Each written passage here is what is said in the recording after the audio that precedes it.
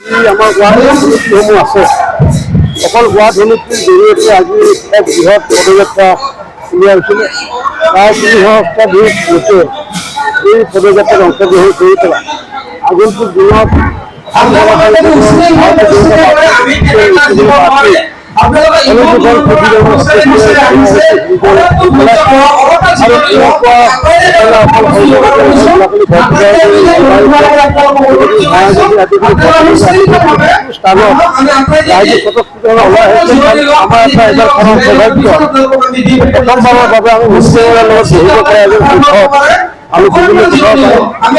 দুৰ্ভাগ্য আছিল আগতে এইটোৱে 2014 চনৰ পৰা মোদী ডাঙৰীয়া যদিও প্ৰধানমন্ত্ৰী আছিলে, আমাৰ অসমৰ পশ্চিম প্ৰান্ত বিশেষকৈ বৰপেটা লোকসভা, কোকৰাঝাৰ লোকসভা, ধুবুৰী লোকসভাৰ পৰা 3গৰাকী বিৰোধী সদস্য নিৰ্বাচিত হোৱাৰ বাবে মোদী ডাঙৰীয়াৰ কাষত আমি দেখা পোৱা নাছিলোঁ।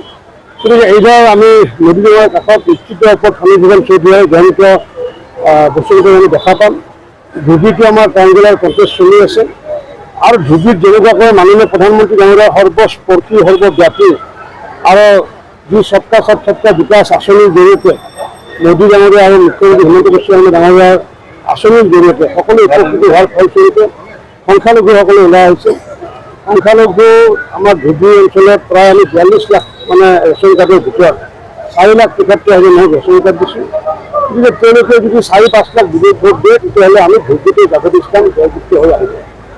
আৰু তেতিয়াহ'লে তেওঁ হেৰি কৰিব লাগিছিলে, তেওঁতো প্ৰতাৰক এটা, কাৰণ তেওঁ প্ৰতাৰক এইকাৰণে দিছোঁ, তেওঁ যিসমূহ কংগ্ৰেছৰ সংখ্যালঘু ভোটেৰে নিৰ্বাচিত হৈছিলে তেওঁ যি সাহস আছিলে তেওঁ ৰিজাইন দিব লাগিছিলে আগতে বিধায়কৰ পদৰ পৰা।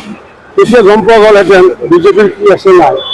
গতিকে আজি বিজেপিয়ে বৰপেটা লোকসভাত আজি এজিপিয়ে বা ইউপিপিএলে যি ধৰণৰ কাম কৰিছে, অতি কমেও 3 লাখ ভোটৰ ব্যৱধানত জিকিলে আৰু CPM দলে 1 লাখতকৈ অধিক আমাৰ গোটেই বৰপেটা লোকসভাতে 1 লাখতকৈ অধিক ভোট কৰিব নাপায়। এইটো নিশ্চিত কৰিলে মই আজি ফলাফল ঘোষণা কৰিম।